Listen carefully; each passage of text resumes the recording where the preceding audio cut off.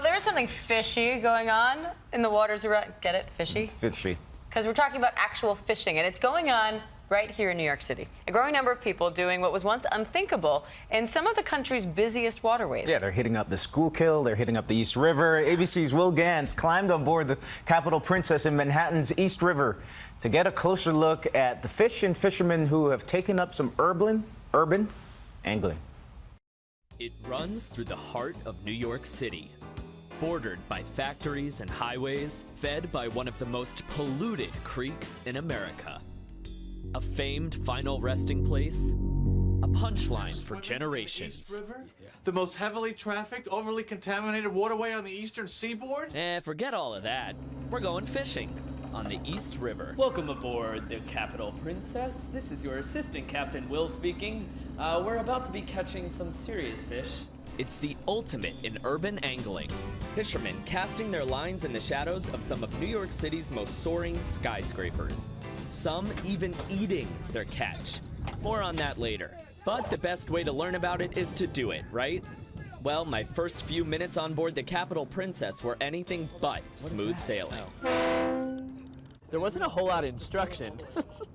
I got the pole, but I guess when there's fish, there's fish. You don't wait around, you know?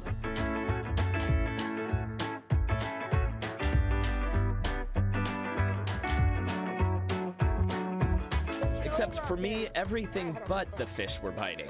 I am so good at catching whatever we don't want. Time to call in the experts. Luckily for me, some fellow fishermen had some experience up their sleeves they were willing to share with me. I started fishing when I was 5 years old. My father took me out, and basically I've been fishing ever since. And after a little one-on-one instruction from the pros, Don't shoot this part, he's doing it for me.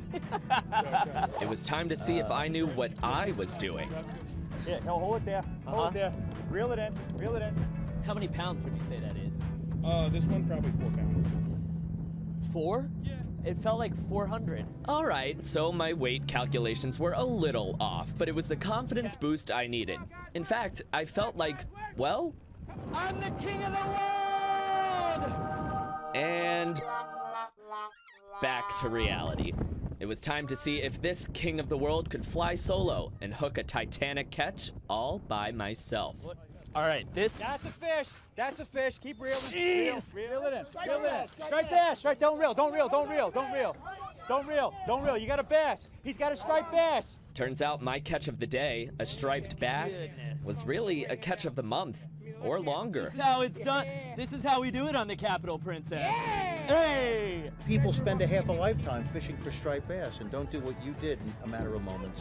I can't believe it myself. I think I'm learning from the best here. I think it has a lot to do with who's helping me out and less to do with me. We've got a great crew, and I gotta really hand it to them. You know, I'm just a deckhand. Here we are reeling in bass, you know, keepers, not keepers, everything, a little bit of everything, and yet we're 20 minutes from Grand Central Station. We are.